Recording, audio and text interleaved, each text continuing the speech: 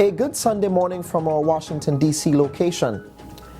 Before we get to our first guest, I wish to extend my deepest condolences to the family of my former PBC Grenada classmate, Crispin McIntosh, who died suddenly last week at his home in Tempe, St. George. Crispin and I entered the Presentation College as classmates and left as friends and brothers, a friendship that lasted for many years. Up to the time of his death, Chris maintained a very close and collegial relationship with his PBC peers. He was indeed one of the kindest, most generous human beings that I've gotten to know over the years. And he was also an avid follower of the Bubb Report. May he rest in peace, and may his memory be a blessing. And now, Deacon Mitchell's rise has given way to a torrent of commentary on social media last week concerning his lack of political experience. The hardline sympathizers of the NDC view Mitchell's political inexperience as an expedient advantage to their chances at the polls, which has been dealt a bad hand in 2 successive elections. Political apologists on the other side of the aisle are on the other hand chomping at the bit to take several jabs at Dickens' very green approach to the Machiavellian landscape of Grenadian politics, dominated by the former competitive national cricketer from the Northwest, who is the record holder for the most electoral wins in post-revolutionary Grenadian political history. Whatever the merits and motivation behind the debate, here are some facts about previous entrants into frontline Grenadian politics.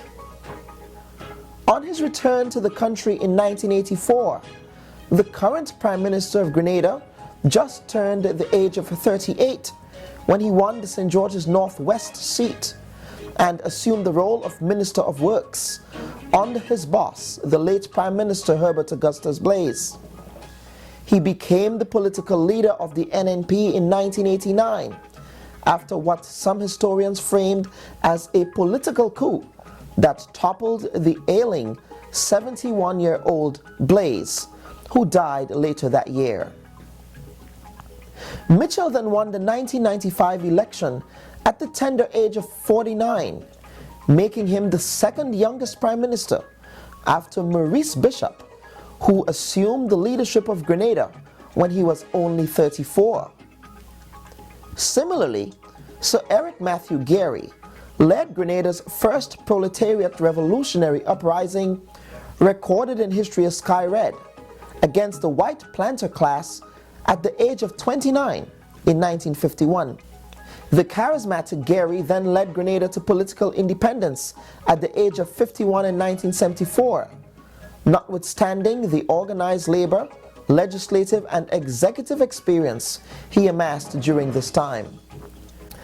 The big caveat here is that these leaders acquired some political and public service experience before assuming the role of leaders of their various political organizations, before going on to serve as prime ministers of Grenada.